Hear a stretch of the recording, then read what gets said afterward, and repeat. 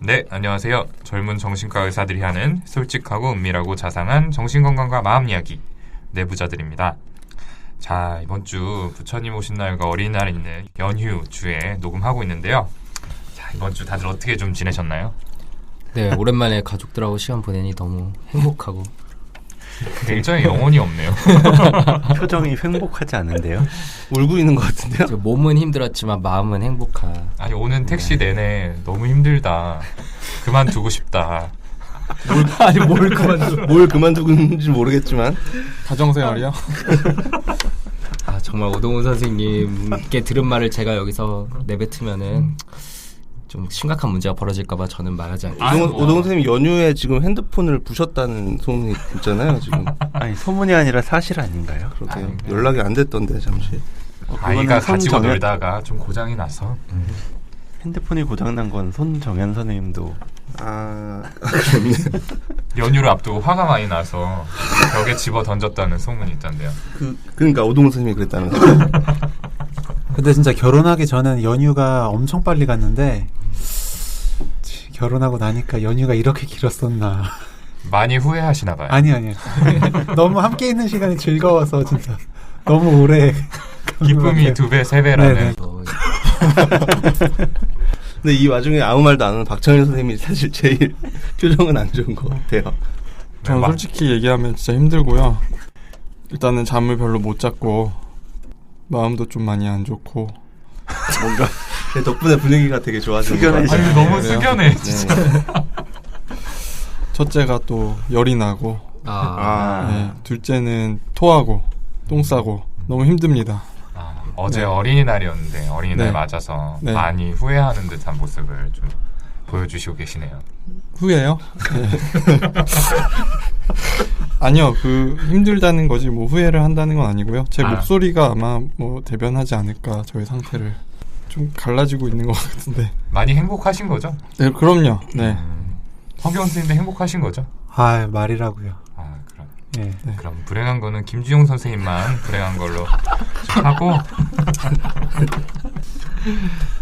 제가 제일 행복합니다. 편집은 제가 하는 거니까요. 한 명의 희생자는 필요한데. 네, 좋습니다. 자, 아무튼 연휴 기간 내에 저희도 또 이렇게 좋은 방송 만들기 위해서 연휴 중간에 나와서 녹음하고 있는데요. 네. 반면에 저희가 좀 지난번에 방송에서 좀 반응이 너무 뜨겁다, 많은 분들이 좀 좋아해 주신다, 이런 얘기를 많이 한 거 아닌가 싶어요. 부끄럽게도 당시 2위를 잠깐 찍었던 것을 기점으로 해서 순위가 수직낙하하고 있죠. 저희 5명이서 할 때는 아니면 4명이나 이럴 때 반응이 좋다가 박철현 선생님 들어오니까 다시 이게 좀 어떻게 생각하세요? 저 탓하는 거예요? 그냥 의견을 물어본 거예요, 의견을. 저는 지금도 생각보다 순위가 높다. 많이 떨어졌지만 본인이 들어왔는데 네, 그렇죠. 생각보다 아직도 높다. 네, 우리의 어떤 재미나 유용한 정도 뭐 이런 걸 생각해 봤을 때 우리 방송이 이 정도 나가는 거 보면 뭐 하신 거 돈 넣나요? 말씀하시는 게 진짜 청취자분을 대변하는 것 같아서. 네. 외부자 입장에서 말씀드린 거고요. 마음이 많이 무겁네요. 저희도 사실 방송할 때 지금 순위도 기대하지도 않았어요. 그럼요. 그렇죠. 저희가 저번 방송에서 오버를 좀 했는데 실제로는 지금 순위에도 정말 만족하고 있고요. 그런 것과 상관없이 여러분들께 유익하고 재밌는 컨텐츠를 전달해 드리는데 저희 방송에 목적이 있다는 것을 한 번 더 말씀드리고 싶습니다. 목소리 막 갈라지시는데 사실 순위가 높으면 좋지만 연연하지 않겠다는 의미고요. 그러니까 좀 여러분들께서도 많이 예뻐해 주시고 주변에 소개도 많이 해주셨으면 좋겠습니다. 부탁드립니다. 그리고 제일 중요한 게 사연이죠. 사연 많이 보내주셨으면 좋겠는데요. 네, 정신과에 대해서나 주변 사람이나 본인의 심리에 대해서 궁금한 점 어떤 것이든 좋습니다. 이메일 brainrich6@gmail.com brainrich 숫자 6@gmail.com으로 보내주시거나 페이스북 내부자들 페이지를 통해서 알려주셔도 되겠습니다. 네. 이번 주에도 많은 분들이 사연과 피드백을 보내주셨는데 그중에 저희 과 명칭에 대해서 지적을 해주신 분이 있었어요. 저희가 팟캐스트 제목에도 우리 거 명칭을 정신과라고 쓰고 방송에서도 주로 그렇게 말씀드리고 있었는데 사실 편의상 그렇게 줄여서 부르고 있지만 2011년도에 사회적 낙인을 줄이기 위해서 정식 명칭이 정신건강의학과로 바뀌었습니다. 그래서 뭐 저희가 이런 낙인이나 이런 것들을 좀 줄여보고자 하는 방송이기 때문에 그렇게 정신건강의학과라고 말하는 게 맞을 것 같긴 한데 조금 편의상 그렇게 이야기를 하는 부분들은 좀 양해 부탁드리겠습니다. 네, 좋습니다. 자, 얼마 전에 저희가 약물에 대한 사연을 하나 받았습니다. 우울 증상이 있는 친구가 힘들어하고 안 좋은 생각까지 하는 것 같아서 이 사연 주신 분께서 정신과 진료를 권유해서 가긴 했는데 친구분이 약을 드신 후에 멍하고 졸리다라고 하면서 마음대로 끊어버려서 걱정이 된다 이렇게 메일을 주셨는데요. 약을 이렇게 임의로 끊으면 어떤 영향이 생길 수 있는지 궁금하다고 또 하셨습니다. 약에 대한 이런 질문들은 사실 정신과 진료를 받은 경험이 있으신 분들이나 그렇지 않은 분들도 참 많이들 물어보시는데요. 잘못 알려진 부분들이 많이 있는 것 같습니다. 네. 맞죠. 네. 많아요. 일단 가까운 사람이 계속 우울해하고 죽고 싶다고 이제 반복적으로 이야기하면 듣는 입장에서도 지치고 덩달아 우울해질 수가 있습니다. 감정의 전염성이라고 하는데요. 사연자분도 많이 힘들고 지치셨을 것 같아요. 오늘 저희가 드리는 이 조언이 두 분에게 도움이 되셨으면 좋겠습니다. 네. 저희도 상담할 때 너무 우울한 분의 사연을 듣다 보면 좀 눈물이 날 것 같아서 또 그렇다고 눈물을 환자분께 보여드릴 수는 없기 때문에 참고 이러는 경우가 있거든요. 저도 사연 읽으면서 사연 주신 분이 진짜 힘들겠다. 그리고 진정한 친구구나. 이런 생각이 많이 들었어요. 그렇죠. 네. 근데 이번에 사연 보내주신 것처럼 저희가 증상에 꼭 필요하다고 판단을 해서 처방을 약을 이렇게 해드려도 환자분들이 얼마 안 돼서 본인 뜻대로 끊어버리시거나 용량을 이렇게 이미 조절해서 드시는 일이 정말 많거든요. 그러시면 안 된다고 환자분이나 보호자분들한테 이렇게 설명을 드려도 그런 일이 정말 많아요, 정말. 근데 이번에 사연 읽으면서 새삼 그 심리는 어떤 것 때문인 걸까 좀 고민을 해봤는데 다들 어떻게 생각하세요? 네, 이런 게 뭐 애초에 약을 안 먹으려고 하시는 분들도 있긴 하지만 필요성에 대해서 길게 설명하고 또 겨우 설득해서 처방드려도 조금 드시다가 약간만 불편함을 겪으면 확 끊어버리시는 것 같아요.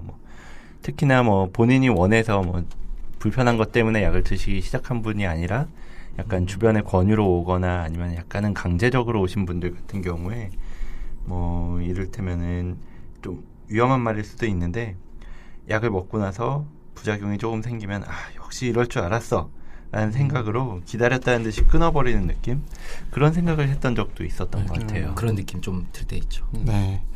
또 다른 측면에서는 정신과 약 자체에 대한 좀 이미지가 좀 문제인 것 같은데 드라마나 영화 같은 데서 정신과 약 먹고 멀쩡하게 활동하는 사람 본 기억이 없어요. 대부분 멍하게 눈이 초점이 풀려 있고 침을 흘리거나 이런 모습들만 나오죠. 네. 그래서 기존에 그런 이미지가 있어서 극 작가들도 그렇게 그리는 거일 수도 있겠지만 어쨌든 그런 방송을 통해서 또 안 좋은 이미지들이 대중의 뇌리 속에 더 강화되는 거 아닌가. 그래서 약을 먹고 조금이라도 좀 멍해지는 것 같다. 이런 느낌을 받으면 놀라서 끊으시는 거 아닌가. 그런 생각도 해볼 수 있을 것 같아요. 근데 사실 약에 대한 반감이 있는 게 꼭 정신과만의 문제는 아니에요.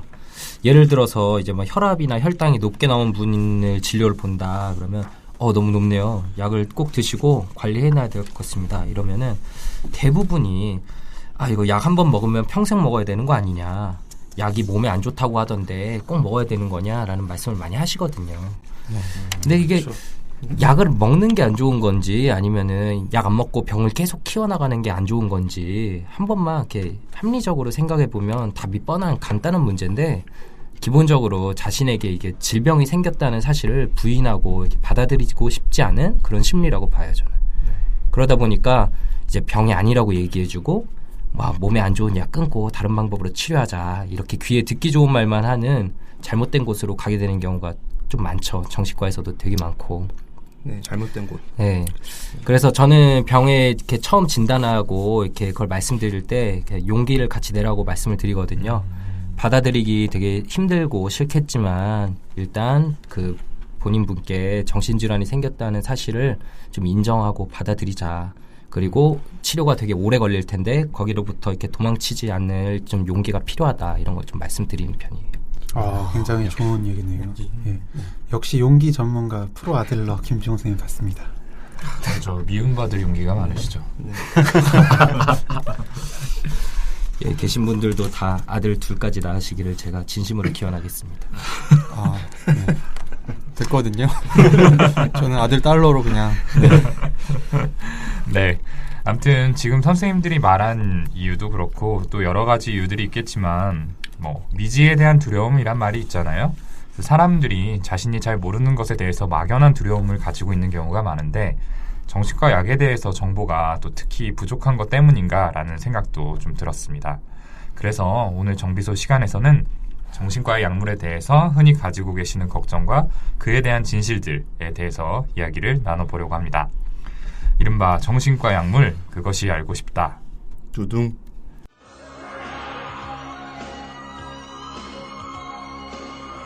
그런데 말입니다. 저희 6명이 설문을 해서 실제 진료 현장에서 환자분들께 가장 많이 듣는 질문 몇 가지를 뽑아보았습니다. 저희가 그에 대한 대답을 하는 형식으로 진행을 해보도록 하겠습니다. 역시 잘하시네요. 역시 목소리의 마술사. 네. 죄송하고요. 예, 본격적인 Q&A 시작해보도록 하겠습니다. 자, 실제 진료 현장에서 자주 듣는 질문들을 몇 가지 모아봤습니다. 마침 6개인데요. 질문에 답변을 해드리는 형식으로 진행을 해보겠습니다. 한번 유기 질문부터 좀 볼까요? 예, 제일 먼저 유기부터 말씀드릴게요. 저는 강박장애라는데 왜 우울증 약을 주시나요? 아니면 왜 나는 조울증인데 간질 환자들 먹는 약을 주세요? 라는 질문이네요. 그리고 저희가 우울증 환자분들한테 불면 증상 조절을 위해서 항정신병 약제를 처방을 꽤 자주 하거든요. 이때도 흔히들 많이 물어보시는 질문이죠. 이 경우에 따라서는 약이 잘못된 거 아니냐 그렇게 불안해하시거나 조금 화내시는 경우도 많이 있습니다. 네, 사실 저 같아도 우울해서 병원에 가서 진료를 보고 받아온 약을 인터넷에서 검색해 본 다음에 항간질제라든지 아니면은 조현병 약 이렇게 나오면은 황당할 것 같긴 해요. 약을 처방할 때 어떤 약이고 어떤 부작용이 있을 수 있습니다. 이렇게 설명을 드리지만 사실 좀 부족할 때가 있죠. 그래서 이런 설명에 대해서 또 약물에 대해서 정신약물학 전문가 박천일 선생님께 대략적인 설명 부탁 좀 드리겠습니다. 기본적으로 정신건강의학과에서 처방되는 약물들이 신경 전달 물질을 조절해서 약의 효과를 나타내는데요. 약이 어떻게 쓰이는지에 대해서 설명을 간단히 좀 드려볼게요. 알기 쉬우시게 정신과 약 종류를 나눠보면 우울할 때 쓰는 항우울제, 그리고 불안할 때나 잠을 못 잘 때 쓰는 항불안제, 환청이나 망상과 같은 정신증에 쓰는 항정신병 약물 이렇게 나눌 수 있어요. 항우울제는 세로토닌 같은 신경전달 물질을 조절해서 기분과 관련된 증상에 쓰고요. 불안증이나 불면에 쓰는 약은 진정 수면 효과가 있는데 다른 약과 다르게 효과가 몇십 분 이내로 빨리 나타나요. 자기 전에 먹는 수면제도 여기 포함되고요. 그리고 항정신병 약물은 도파민에 작용해서 망상, 환청 같은 증상을 타깃으로 하죠. 네, 그런데 중요한 건 어떤 약은 무조건 어떤 병에만 쓰인다라고 단순하게 분류가 되는 게 아니라는 거예요. 그렇죠. 같은 진단이라도 증상에 따라서 여러 가지 약이 쓰일 수 있거든요. 예를 들어서 심한 우울증으로 온 환자가 있는데 밤에 잠을 너무 못 자고 낮에는 다른 사람들이 얘기하고 있는 것만 봐도 자기 욕한다는 생각이 심해서 불안하고 생활이 힘들다. 이런 경우에 항우울제는 당연히 쓰겠지만 다른 사람들이 자신을 욕한다는 생각 같은 관계사고나 아니면 불면 증상 조절하기 위해서 항정신병 약물을 추가로 쓰기도 하고 불안을 조절하기 위해 항불안제를 쓰기도 하죠. 그죠. 그리고 같은 약이라도 용량에 따라서 또 다르게 쓰이기도 하는데요. 네. 세로토닌에 주로 작용하는 항우울제 같은 경우에는 고용량에서는 강박 증상에 효과가 있어서 강박장애의 주 치료제로 사용이 되기도 합니다. 근데 이것도 검색하면은 그냥 우울증 약 이렇게 나오는 경우가 대부분이니까 강박장애 환자분들께서 왜 이 약을 주냐 이렇게 많이들 물어보시죠. 맞아요. 또 트라조돈이라고 하는 항우울제가 있는데요. 이 약 같은 경우에는 고용량에서는 우울증 약이지만 저용량에서는 수면을 도와주는 목적으로 저희가 사용을 하기도 합니다. 네. 그리고 정신과 약물로 개발됐는데 다른 과에서 많이 쓰이는 약도 있어요. 이제 듀록세틴이나 벨라팍신 같은 이런 노르에피네프린에 작용하는 항우울제들은 통증에 효과가 좋거든요. 그래서 정신과가 아닌 뭐 정형외과나 내과, 통증의학과 이런 데서 저희보다 더 많이 사용하기도 하죠. 그리고 부프로피온이라는 항우울제는 흡연 욕구를 줄이는 효과가 있거든요. 그래서 뭐 내과나 가정의학과 이런 데서 금연 치료에 많이 쓰기도 합니다. 또 반대로 고혈압이나 협심증 등에 쓰는 프로프라놀롤이라는 약이 있는데 이건 정신과에서 불안을 조절하는 목적으로 쓰고 있어요. 그러니까 약이 뇌신경계 여러 부위에 작용하면서 복합적인 효과를 내니까 이렇게 처음에 개발됐던 목적이 아니라 다른 효과를 위해서 쓰는 경우도 많습니다. 네, 그쵸. 본인은 모르시는데 정신과 약 드시고 계신 분들도 사실 있을지도 몰라요. 네. 정형외과나 재활외과 이런 거 진통제라고 알고 계신데 그런 약들이 그죠. 있을 거예요. 그리고 또 지금 허경 선생님 말한 거에 좀 덧붙이자면은 같은 진단이라도 이렇게 뭐 증상이나 그 심한 정도가 사람에 따라서 모두 다르기 때문에 그 쓰이는 약들이 또 달라지거든요.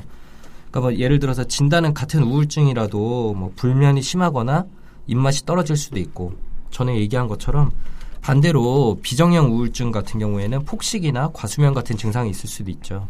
당연히 이제 그 같은 우울증이라도 증상에 따라서 쓰는 약이 달라지게 돼요. 식사를 잘 못하시고 불면이 심한 분께는 잠 잘 오고 식욕 올려주는 항우울제를 쓰고 하루 종일 졸리고 폭식을 하는 분께는 잠과 식욕 모두 줄어드는 약을 선택하게 되는 거죠. 네, 질문에 대해서 설명을 좀 드리다 보니까 정신과 약물 전반에 대해서 설명하는 기회가 되었던 것 같습니다. 어차피 언젠가 한 번은 했어야 되는 설명들이었는데 잘 된 것 같아요. 자, 정리를 해보자면은 한 가지 약이라도 용량 등에 따라서 여러 가지 효과가 있을 수 있다. 같은 병이라도 다양한 증상에 따라 쓰이는 약이 전혀 달라질 수도 있다라는 것 정도로 정리해 볼 수 있겠고요. 그럼 5위 질문으로 넘어가서 5위로 뽑힌 질문은 정신과 약 계속 먹으면 치매 생긴다던데 괜찮나요? 입니다.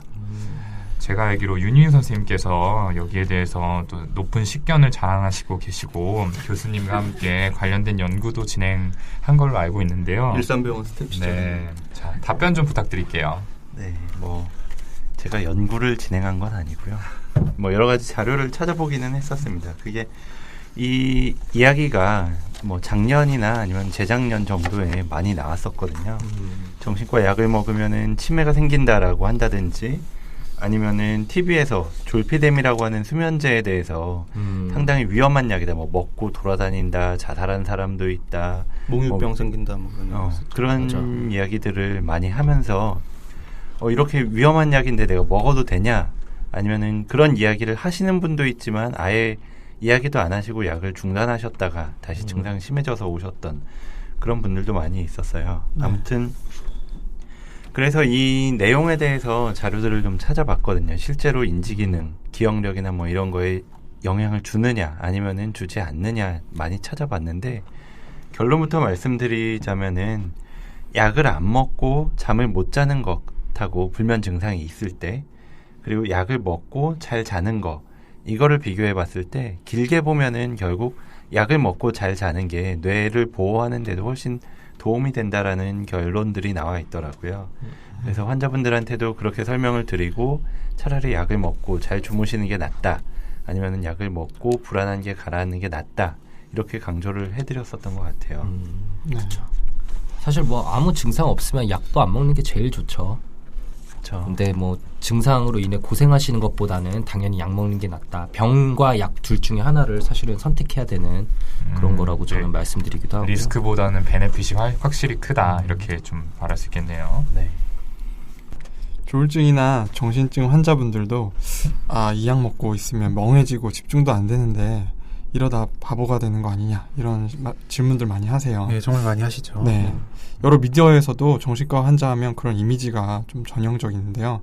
얼마 전에 그 내부자들 영화 아시죠? 네, 저희 내부자들 말고 그거 봤는데 거기서도 이 병원이 정신병원에 1년 반 동안 감금돼서 약에 쩔어가지고 바보처럼 지내는 장면이 나오더라고요. 아무튼 약으로 인해서 인지 기능에 저하가 있더라도 대부분 일시적인 게 사실이고요.